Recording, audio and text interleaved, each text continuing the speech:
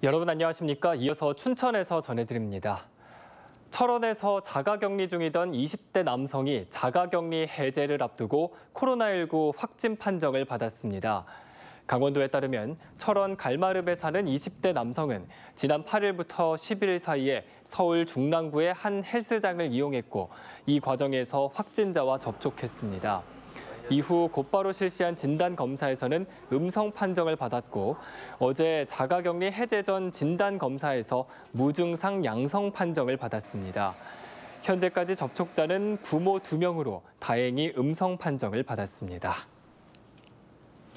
춘천시가 코로나19 감염 확산을 막기 위해 지역별 보고 체계와 시민들의 자진 신고를 강화합니다. 춘천시는 읍면동과 이통장 간의 비상 연락망을 정비해 코로나19와 관련된 특이 사항이 발생하면 즉각적인 보고가 이루어질 수 있도록 협조를 구했습니다.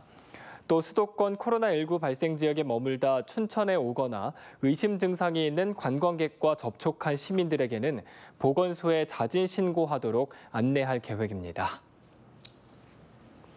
춘천시 의회에서 캠프페이지 부실 정화 진상규명 대책 특별위원회를 구성했습니다. 춘천시 의회는 캠프페이지에 대한 국방부의 조속한 책임을 촉구하고 재조사와 재정화 과정이 올바르게 이루어질 수 있도록 특별위원회를 구성한다고 밝혔습니다. 특별위원회에는 춘천시 의원 7명이 소속돼 앞으로 재조사와 정화 과정이 투명하게 이루어지는지 감시할 예정입니다.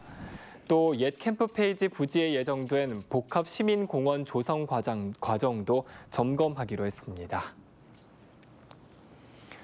강원 콘텐츠 코리아랩이 오늘 춘천에 문을 엽니다. 지난해 문화체육관광부 공모사업에 선정된 강원 콘텐츠 코리아랩은 춘천 도시첨단 문화산업단지에 2,160제곱미터 규모로 조성됐습니다. 강원 콘텐츠 코리아랩은 창작자들을 위한 아이디어 카페와 예비, 초기 창업자 입주 공간 등 창업을 돕는 공간으로 구성됐습니다. 최근 전국적으로 확산되고 있는 과수 세균병을 차단하기 위해 농가 신고제가 운영됩니다.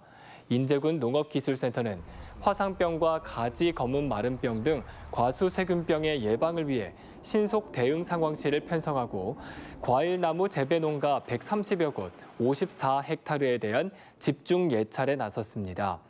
특히 과수 세균병 감염에 대한 농가 신고제를 도입해 의심 증상 신고를 받아 시료를 채취해 확진 판정 시 감염목을 제거하거나 매몰 처리하기로 했습니다.